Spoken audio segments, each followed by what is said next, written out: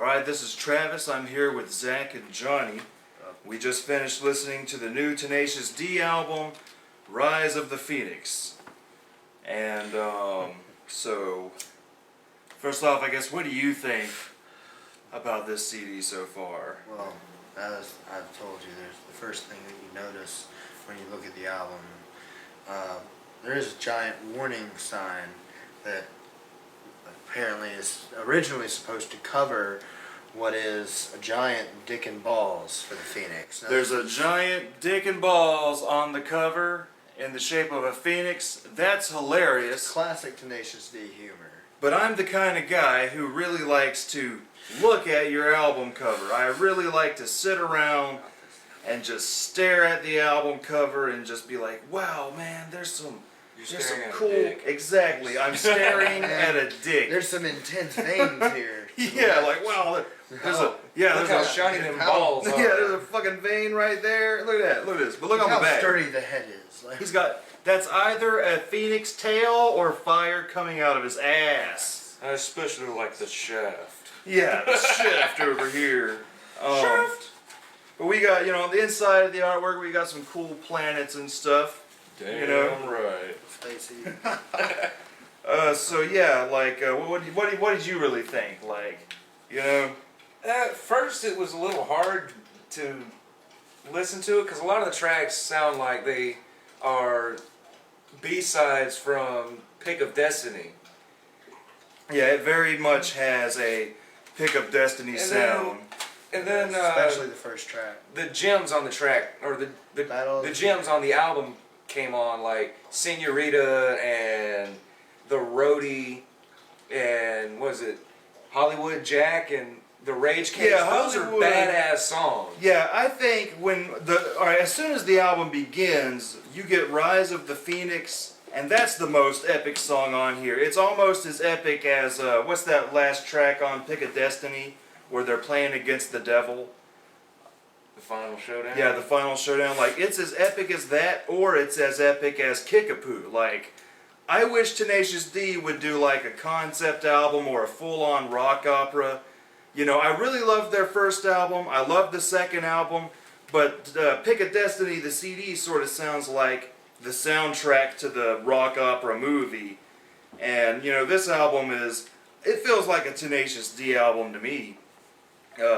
I really like the skits. The flutes and trombones is hilarious. Yeah, they're arguing over. You're fucking coming in the studio laying down flute tracks? You stupid piece of shit! It's like, you traitor. Yeah. And he's like, well, what are you doing here? Fuck you! Yeah, there's some really good stuff. The Ballad of Hollywood Jack, like you said, they really sort of acknowledge in a cartoony way sort of what's happened in the past 6 years between the characters, and that's pretty funny. And I like the fact that they acknowledge that Pick of Destiny was a flop. Yeah, Pick of Destiny. And they're joking about it. They can laugh at themselves. I like that. Like, that movie, if you watch the show... Yeah. A lot of the people that went to the movie didn't expect the show. Yeah, exactly. No, they didn't. No, most people, the masses... They were watching it because of Jack Black. Yeah, exactly. The masses... They didn't know nothing about the show. They probably barely knew about Tenacious D. We did watch a couple episodes of that. It was pretty funny. Yeah, the HBO show. If you've watched Tenacious D, the little old shorts, and you will like the movie. And if you like Tenacious D, you're gonna definitely like this album. Like, oh, yeah. it sounds like Tenacious D. The Roadie, yeah, I get bored though because. Throwdown, definitely. Throwdown has the exact same chords as... From Green Day. Yeah, Holiday. Green Day's Holiday. Dun dun dun dun dun dun dun dun dun Holiday. Like, what the fuck? And then there's another, what was this other one? 39? 39 sounds like, God, who did that song? I don't remember who I'm did going straight to hell.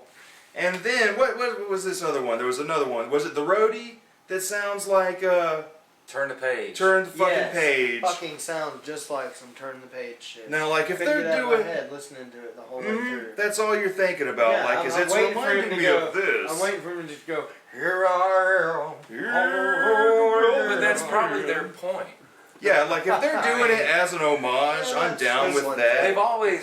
They've always kind of ripped off other rock. I mean, like they've done Led Zeppelin on early tribute tracks. Exactly. Like Led Zeppelin's on the early tribute tracks, and you know, if they're definitely paying an homage to good old rock, I'm down with that. But it just, to me, it's distracting. It's It like, feels oh, like it they're sounds taking like it serious. this. Yeah, it sounds like they thought it was original. Low Hanging Fruit, though, is probably my favorite song because it is the classic Tenacious D. The video is hilarious. Like, that to me is one of my favorite ones. Senorita, they step out of their boundaries a little bit with the stomping and the flamenco. I love that shit. Death That's a good song. Death Star is really cool. That Until one really I mean, sounds like it it was should have been on Pick of Destiny. Yeah. Senorita was just a little Rango-y, but... Rango-y. At least it wasn't Gulliver Travel-y. Oh, God. Jack Black. Nacho!